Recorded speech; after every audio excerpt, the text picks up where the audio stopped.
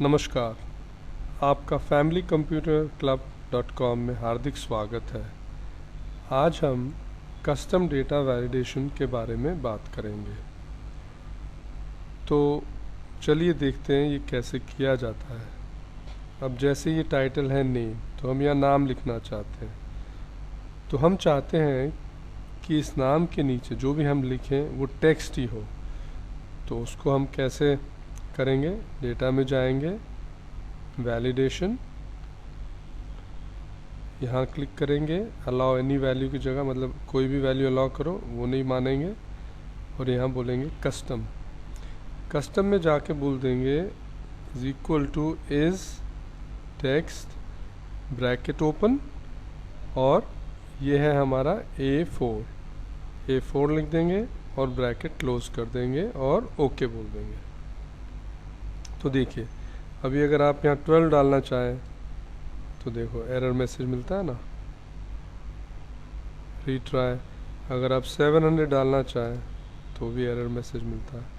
लेकिन अगर अभी हम नाम डालेंगे, मानो राम कपूर, और एंटर दबाएंगे तो देखिए सही है ना, आईडी के नीचे।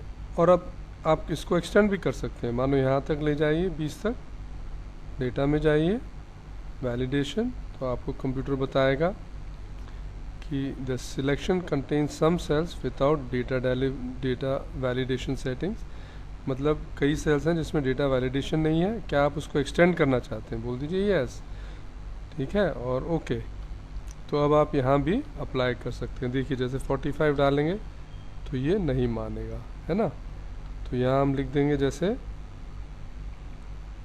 हरी सागर, तो ये भी ठीक आना चाहिए। देखा आपने।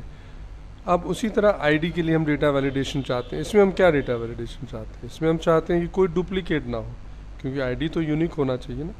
तो उसके लिए हम कैसे करेंगे? देखिए डेटा में जाएंगे, वैलिडेशन, अगेन हम कस्टम वैलिडेशन ले लेंगे, और यहाँ से हम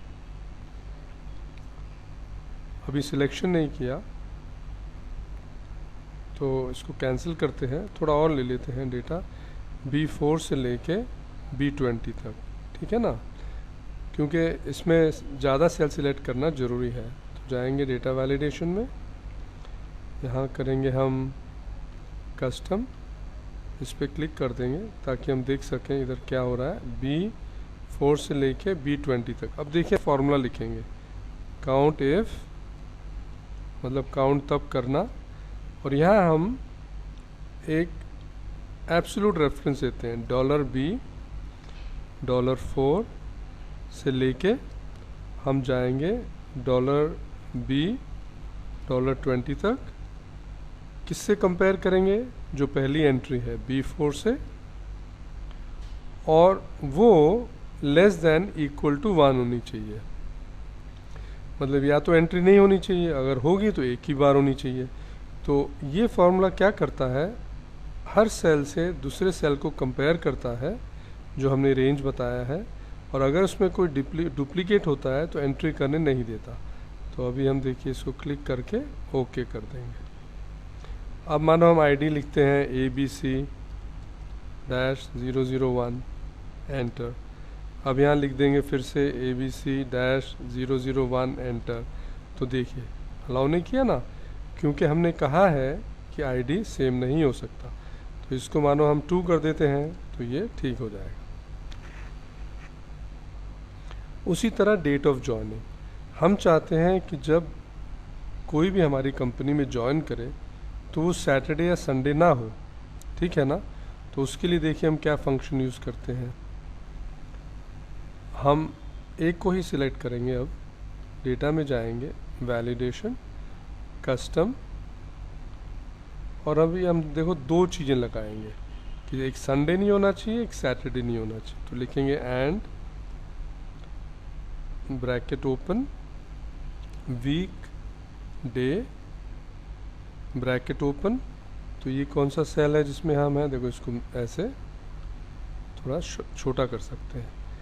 ये है हमारा सेल C4। तो जो C4 है वो नॉट इक्वल टू 1 होना चाहिए। 1 होता है संडे। एंड कॉमा लगा दिया और एंड लिख दिया हमने पहले, and weekday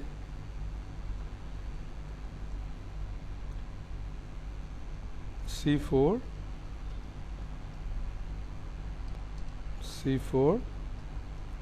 not equal to 7, मतलब सैटरडे भी नहीं होना चाहिए, ठीक है ना।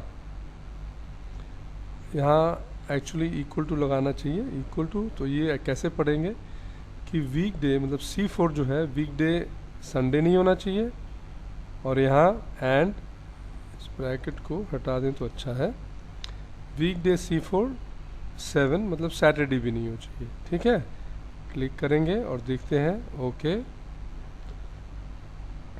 तो देखिए अगर आप कोई भी सैटरडे सोच लीजिए, जैसे मानो आज 15 मई है, तो DD YY मानो ये डेट लिखते हैं, तो आज तो सैटरडे है, तो अभी इसको एरर देना चाहिए। देखिए एरर दिया ना इसने, मतलब बंदा सैटरडे या संडे को ज्वाइन नहीं कर सकता है।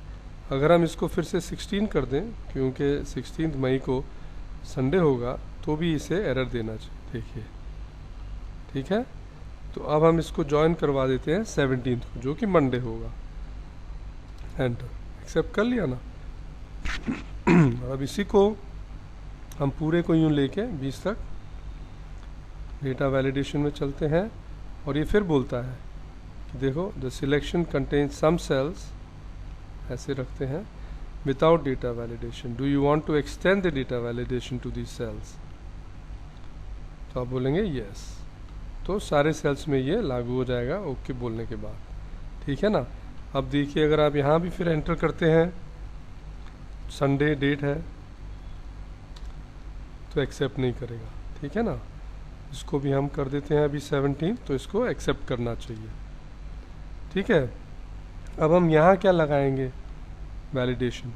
हम यहाँ वैलिडेशन लगाएंगे, जैसे कि यहाँ एंट्री जो है बेसिक सैलरी की, वो हमेशा नंबर में ही होनी चाहिए, कोई गलती से टेक्स्ट ना डाल दे।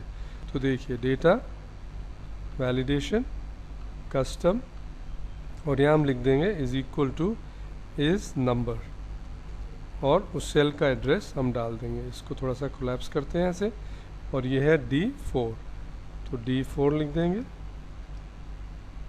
ठीक है ना, और एंटर दबा देंगे। इसको यहाँ से क्लिक करके ओके कर देंगे। तो देखिए अगर आप यहाँ कुछ लिख दोगे ऐसे मानो बाय चांस, तो देखो एक्सेप्ट नहीं करेगा। गलती से लिखा जा सकता है ना कभी कभी, या आप ऐसे भी लिख दें तो भी नहीं एक्सेप्ट करेगा। तो यहाँ जैसे बेसिक सैलरी हम लिख देंगे 20,000, तो एक्सेप्ट कर लेगा। इसी तरह हम यूँ सिलेक्ट करके 20 तक इसको एक्सपैंड कर सकते हैं। ये देखिए फिर से बोल रहा है ना,